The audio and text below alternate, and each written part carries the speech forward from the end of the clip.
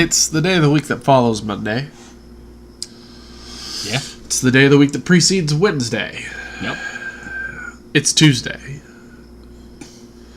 And it is a day that has 3 different wrestling programs brought to you by WWE on 3 different platforms of visualizing them. Yeah. Your television, I never thought about Facebook, it that way. And the WWE Network. SmackDown, Mixed Match Challenge, 205 Live. With the addition of Mixed Match Challenge and the new era of 205 Live coming in, a much more entertaining Tuesdays than we've been used to of the past year or so. Yeah, I mean, and it's, SmackDown was always like our highlight because we had so many issues with Raw. But yeah, I think 205 Live's new way of doing things and Mixed Match Challenge is kind of added to the Tuesday. So especially when SmackDown lacks, which it kind of did this week. It had some issues. Yeah. So let's talk about what happened, starting with SmackDown, where we had Daniel and Bryan end up making a match between John Cena and AJ Styles for our main event because John Cena still wants to get to WrestleMania, and if John Cena can beat AJ Styles, he gets added to the Fatal 5-Way at Fastlane for the WWE Championship. And if he wins the championship, then he'll go to WrestleMania. Exactly. And speaking of the Fatal 5-Way, Baron Corbin and Sami Zayn, who are both competitors in that match, had a one-on-one match with Kevin Owens at ringside. Kevin Owens was kicked in the back of the head by Dolph Ziggler. That was distraction enough for Baron Corbin to beat Sami Zayn, and then Baron Corbin got zigzagged by Dolph Ziggler as well. Ruby Riott defeated Naomi with a Riot Kick, tying up the score, I guess, with Charlotte, 2-2. And now the two of them obviously have their championship match at Fastlane. Obviously. Speaking of championship matches at Fastlane, the New Day is getting a tag team title shot against the Usos, of course. They had an awesome promo and then were slightly interrupted by the Bludgeon Brothers. Slightly. In the only fashion the Bludgeon Brothers know how to interrupt. Yeah, as subtle as bludgeoning can be. As subtle as you can interrupt with a giant hammer. Yeah. Rusev Day really wanted a match, and so Shane's like, sure, Aiden, you can face Shinsuke Nakamura. And Shinsuke beat Aiden English. Go figure. Hold your horses. Are you telling me Aiden English lost? Mm-hmm. And of all people, to Shinsuke Nakamura. Yeah. The guy who Shinsuke ever beat? 29 other guys in the Royal Rumble this year. And a pseudo Guerrero. And then in the main event, John Cena did in fact defeat AJ Styles and will now be added to the match at Fastlane to make it a 6-pack challenge. And then everybody came out and fought each other. Bullshit. Then in the Mixed Match Challenge, we have Team Asuka defeat Boss Club as there was like dueling submissions going on, and then Asuka ended up getting Sasha into the Asuka lock. Finn was slightly distracted and then was rolled up by The Miz, so Asuka's winning streak is still intact, and they are still in the tournament. And next week, we're going to be getting Team Little Big, Braun Strowman and Alexa Bliss versus Glow-ish, Glow, Jimmy Uso, and Naomi. And then in 205 Live, the quarterfinals of the Cruiserweight Tournament kicked off. We had Cedric Alexander defeat TJP with a lumbar check. We had a quick couple of promos between Mustafa Ali and Buddy Murphy, who will face each other next week. And Roderick Strong defeated Kalisto to move on to the semifinals with a massive backbreaker and the end of Heartache. We will also have Drew Gulak versus Mandrews as the other quarterfinal match next week.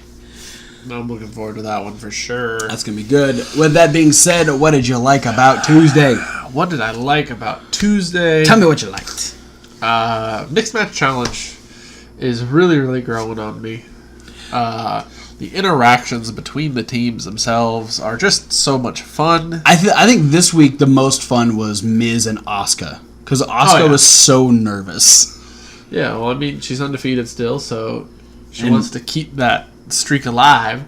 And I guess apparently Miz lost, that counts against her record. Yeah. For some reason. Because things. Because reasons. So that's always fun. I don't know. I liked seeing Nakamura do something. They haven't been giving him a lot of like in ring time since he won the Rumble. Yeah, well, and I think that's kind of what they're doing is that he's the one guy who's guaranteed a spot at Mania, so they're kind of opening the rest of the card for other people who need to build their way. Yeah, but for me, I want to see a little bit of the person who's going to WrestleMania to keep me invested in what they're going to do. It's kind of hard to do when he doesn't know who his opponent's going to be, though. Yeah, no, I mean, I'm not saying build the match. I'm just saying put Shinsuke in more matches against other upper middle card people just so we don't forget, like, he won the Royal Rumble, he gets the in at Mania, but then doesn't matter who he's going against. If he's out of sight, out of mind, right, I'm getting less and less inclined to be excited about that particular main event. Fair enough. Yeah, let's put Mike Kanellis on SmackDown and let him lose to Shinsuke. Let him lose to Rusev, Shinsuke. Anybody. Put him on the TV. Yeah. Let's see. What did I like? I liked. Yeah, what did you like? I liked 205 Live this week. It wasn't my favorite set of matches, although Kalisto versus Roderick Strong was fantastic. Yeah, it was really good. But it wasn't quite at my love level. The TJP Cedric Alexander match was a little clunky, and a little. And so I mean, yeah, it was still say the least. Still very good, but it wasn't quite my love level. So 205 Live gets a like this week. Mm. What did you love? What didn't I love? Just kidding. That's the next. That's when we do what you disliked. What did you love? That's where we're at right now. What did I love? What did you love? Kalisto Roddy. That was a good match. I enjoyed it, with the exception of the fact that weird flipping slam thing from the top rope scared the shit out of me. Yeah, I meant to check and see if Roddy's okay. I want to check his Instagram, see if he posted anything like, "Oh, I'm dead now," or "Oh, I'm pulled out of the tournament" or something. That'd be sad. Dead. It was a scary move. Yeah. That's and just the way he was. If it was indeed selling, the way he was selling the shoulder made it seem very legitimate, like it was. But and then at the same time, he immediately after the whole ending to the match was great. It was great, and that was another thing is I felt like maybe the fact that they just went so rapid fire at the end was because they wanted to get finish the match because of his shoulder. Like they wanted to just fast forward to the ending. I'm not seeing anything, so that's no news is good news. Yeah. And Kevin Owens on commentary. That's always great. I really loved New Day and Usos promo. Yeah, because I figured I wouldn't say that so you could have something. I appreciate that. Yeah, no, these two teams have had such a feud, but the best part is that they don't have to do all their talking in the ring. They actually cut they can be funny. Both teams have their comedic moments, and they're very over with the crowd, but they have moments where they get intense. And I liked that on New Day's side, it was all about Big E tonight. Kofi and Woods didn't really say much when the Usos came out. They said stuff before the Usos came out. But once the Usos were getting up in their face, oh yeah, it's our time, you guys haven't done anything, and then Big E just fucking went off on the Usos. Yeah, I think a lot of it has to do with the fact that not to say that he's not often highlighted, but for me, at least when I'm watching New Day segments, when I think of big promo moments, I always think of Woods. Yeah. And when I think of who has the most standout career, I think of Kofi. Yeah, his longevity gives him so. that. It was really kind of refreshing to see Big E be the focal point of anything. Well, and like as far as intensity goes, you know, like you said with promos, it's usually Woods or Kofi who's kind of leading that. Yeah. But you know, Big E's always the comedic. Yeah. The comedic break in their promo. And the hype man. Yeah. But yeah, to see him like switch it and get real fired up and taking charge of the whole situation. Yeah. Very cool to see. I mean, Big E. I mean, he's done quite a bit now. Where you know he has the ability to stand up and say, "No, we've done a lot of shit. We stood up. We took what we wanted." It was real good. Good moment for Big E. Did you dislike anything? John Cena beating AJ Styles. Yep. I mean, it's obvious that he's not going to win the championship. Yeah. Man, I don't even want to joke with that though. Like, no, I'm not joking. I'm gonna say it's. I mean, technically, there is a chance. There's always a chance. There is like to each person there is at least a sliver, of a chance that WWE will flip the script and have AJ drop the title to somebody. Yeah. Smart Money says no because that Shinsuke AJ Styles rematch from Wrestle Kingdom a couple of years ago. People are talking about it. So people have been asking for it since then. Yeah. You know, it's been years. Yeah. I mean, not that many, but still it's been more a couple. than one. So I can put that S on there. Yeah. There's a plural. You're allowed. Yeah. And I mean, we're pretty certain that the end goal of the Cena angle is that he's going to get Undertaker at WrestleMania. Eventually, because he said Undertaker, and that he said it couldn't happen, Undertaker will show up. Well, yeah, Undertaker will prove him wrong. Yeah. And the match will happen. But I feel like this is just so long-winded. Yeah, and I mean, I like the storyline to a degree. Yeah, Desperate John Cena is fun. Yeah. And I even liked the idea of him, like, going over to SmackDown and trying to find a way over there. But by the time Fastlane comes and goes, it's like a month. Yeah, after on the day of Fastlane, we have 4 weeks exactly till WrestleMania. Yeah. And for something that you would imagine would be, hands down, if it happens, one of the biggest marquee matches in WrestleMania history. Absolutely. I mean, a guy Undertaker, who's competed at more WrestleManias than anybody else. Yeah. And John Cena, who's hit 14 consecutive WrestleManias. Yeah, 14 that he's wrestled at, 15 that he's been involved in. Yeah. Straight.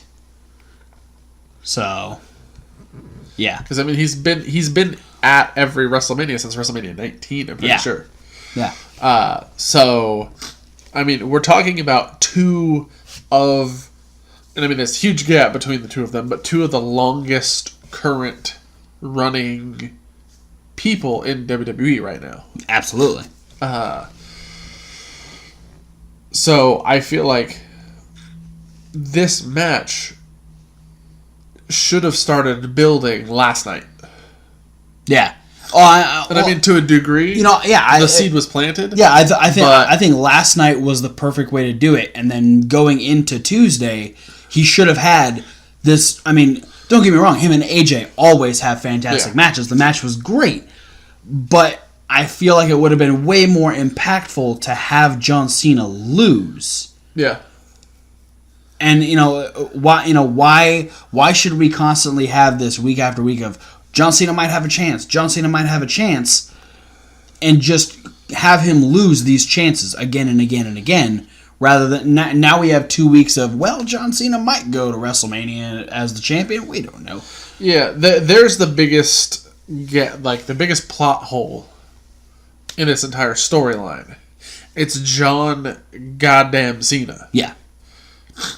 In all actuality, there's not a fucking chance that you could have any person who's even the most casual wrestling fan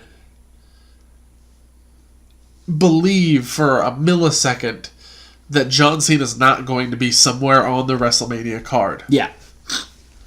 I mean, the year that he was hurt, him and The Rock still came out and squashed the Wyatt family. Yeah. So yeah. I mean, we don't dislike John. We just... We dislike inconsistent booking of John Cena. Yeah, and this storyline is good, but it had the potential to be great. Yeah. And they're kind of squandering the ability for this storyline to be great just to throw John Cena onto every pay-per-view possible. Yeah. Essentially.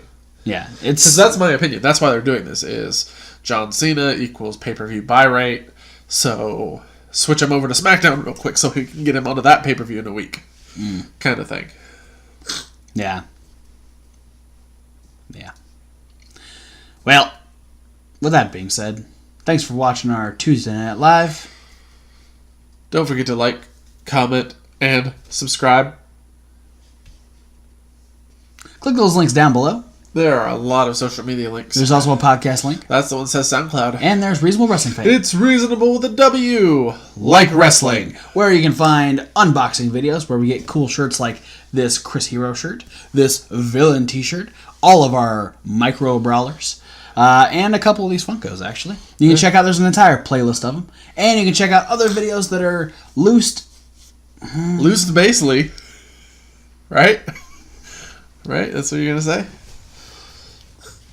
They have something to do with wrestling. Thanks for watching, guys, and we'll see you at whatever video you decide to watch next. And as always, fuck Titus and or Mojo at any given point in time. Both of them.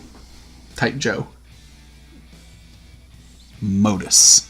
Ooh, yes. Fuck Modus.